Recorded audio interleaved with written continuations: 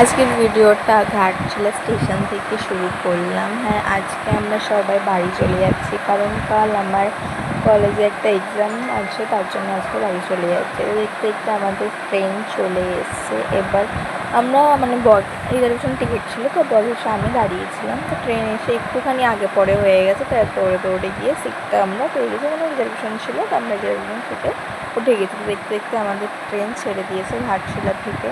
একটা জিনিস দেখাও ভাবলাম, হট করে মালগাড়িটা চলে আসলো। অনেকটা পথ আসার পর 1 ঘন্টা লেট ছিল ট্রেন, তারপরে হাওড়া স্টেশন পৌঁছালো। এটা আমাদের ট্রেন স্টিল এক্সপ্রেসে এসেছি আমরা। তো আমরা চলে এসেছি হাওড়া স্টেশনে। এই যে হাওড়া ব্রিজ, আমাদের সবার পছন্দের হাওড়া ব্রিজ। আমরা মধ্যমগ্রাম হাওড়া বাসটা পাইনি, তাই ব্যারাকপুর হাওড়া বাসটায় উঠেছিলাম। তো এত গরম ছিল কি বলবো। আর সেই তারপরে হাওড়া ব্রিজ থেকে যেতে যেতে সুন্দর একটা গঙ্গার হাওয়া খেতে খেতে চলে এসেছি। Bye bye bye.